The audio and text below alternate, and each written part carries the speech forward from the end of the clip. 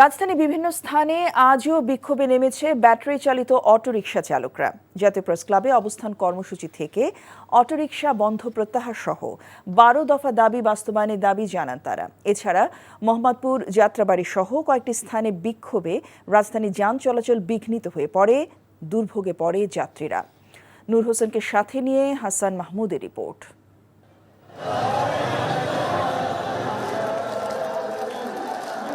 Battery চালিত autorickshaw বন্ধের প্রতিবাদে রাজধানীর মোহাম্মদপুর, বছিলা, প্রেস ক্লাব, যাত্রাবাড়ি এলাকায় সড়কে অবস্থান নেয় অটোরিকশা চালকরা।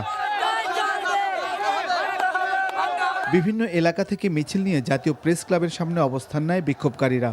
পরে সেখানে অবস্থান কর্মসূচি পালন করে তারা। এ সময় অটোরিকশা বন্ধ না করা সহ 12 দফা দাবি বাস্তবায়নের দাবি জানায় অটোরিকশা শ্রমিকরা। দায়িত্বশীল অবস্থান থেকে আশ্বাস চাই, এই মামলা প্রত্যাহারে সরকার আপিল করবে। 2, এই গাড়ি চলাচলের যেই নীতিমালা প্রণয়ন দরকার, ড্রাইভিং লাইসেন্স দরকার, গাড়ির লাইসেন্স দরকার, রুট পারমিট দরকার, সেই রুট পারমিটের ব্যবস্থা করবে। আমরা শান্তিপূর্ণভাবে গাড়িটা চালাতে চাই এবং আমাদের একটা এরিয়া বাস্তব করে দেব যাতে আমরা সেই এরিয়াতে চলাচল করতে পারি। আমরা এত গরিব মানুষ কি করে খামো, কিছু করার নাই, ঠিক আছে? হট করে বন্ধ হয়ে গেলে এটা তো চলে না। আমরা মনে করেন সমিতির লুন লইয়া করছি। এদিকে মোহাম্মদপুর, বছিলা ও যাত্রাবাড়ি এলাকায়ও বিক্ষোভ করে অটোরিকশা চালকরা। বিক্ষোভ ও আন্দোলনে যানজটের সৃষ্টি হয় পুরো মোহাম্মদপুর ও মিরপুর সড়কে। চালিয়ে যাব আর আমাদেরকে রুট পারমিশন দিতে হবে, অবশ্যই লাইসেন্স দিতে হবে যাতে আমরা চলতে পারি। আমরা কাজ করতে চাই, আমরা চুরি করতে চাই না। যাতে আমাদের একটা নীতিমালা দেওয়া হোক, একটা আইন করে দেওয়া হোক, আমাদের একটা নির্ধারিত এরিয়া দেওয়া হোক।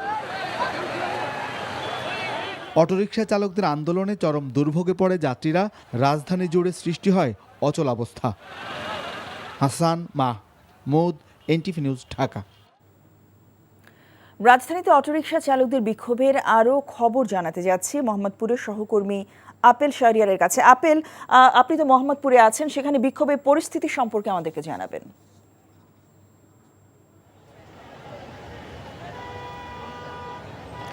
ব্যাটারি চালিত অটোরিকশা চালকরা এখনও রাজপথ ছাড়েননি। সুনির্দিষ্ট আশ্বাস না পেলে যানবাহন চলাচলের বিষয়ে রাজপথ ছাড়বেন না বলে হুঁশিয়ারি দিয়েছেন। সকাল 10টা থেকে এই যে মোহাম্মদপুরে যে 3 রাস্তার মোড়, আমি যেখানে অবস্থান করছি, এখানে তারা জড়ো হয়েছেন, এসে বিক্ষোভ করছেন এবং যান চলাচল তখন থেকেই বন্ধ। সাধারণ মানুষও একটু ক্ষুব্ধ হয়ে আছেন। এখন দীর্ঘ সময় ধরে যান চলাচল বন্ধ থাকার কারণে যানগুলো চলাচল করতে পারছেন না। মানুষের চরম ভোগান্তির মধ্যে পড়েছেন। অনেকে বাধ্য হয়ে পায়ে হেঁটে গন্তব্যের দিকে রওনা দিয়েছেন। বিক্ষোভকারীদের সঙ্গে কথা বললাম।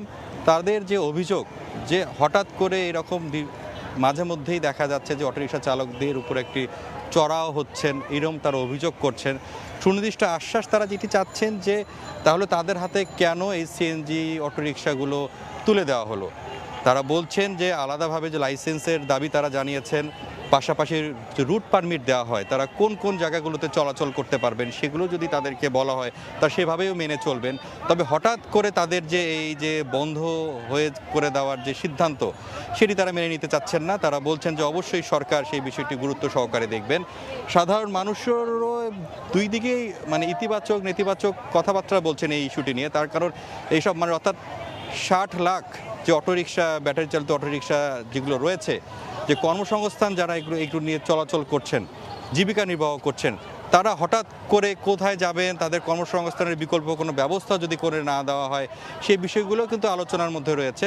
তবে আজকে স্বরাষ্ট্র উপদেষ্টাও কিন্তু আশ্বাস দিয়েছেন যে তারা বিষয়টি দেখবেন, তাদের কিভাবে একটি নীতিমালার মধ্যে নিয়ে আসা যায়, তাদের সুশৃঙ্খলভাবে তারা যাতে তাদের এই পেশাটাকে তারা।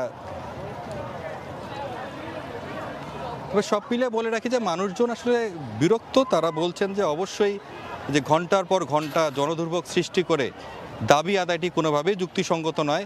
অর্থাৎ আমাদের এই সংবাদে আমরা যেটি বলেছিলাম যে প্রেস ক্লাবেও যে আন্দোলন হয়েছে, বিক্ষোভ হয়েছে, অর্থাৎ সেখান থেকে যখন কোনো ধরনের পরবর্তী যে কর্মসূচিগুলো যদি আসে তাদের এখান থেকে প্রত্যাহারের, সেটি আমরা জানাতে পারবো। তবে এখন পর্যন্ত তারা কতক্ষণ রাজপথে থাকবেন, তাদের পরবর্তী কর্মসূচি কি, এখনও তারা কোনো কিছু বলছেন না। তবে এখনও তারা বিক্ষোভ চালিয়ে যাচ্ছেন। জানছিলাম অটোরিকশা চালকদের বিক্ষোভের খবর।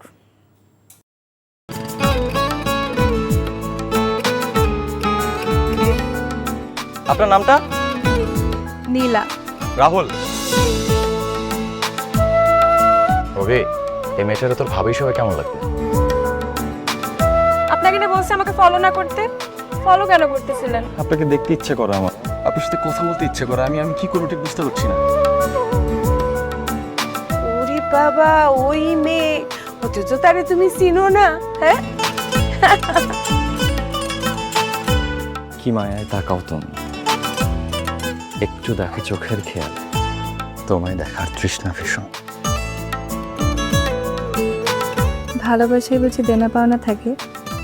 অবশ্যই থাকি, ভালোবাসা সবকিছু থাকে।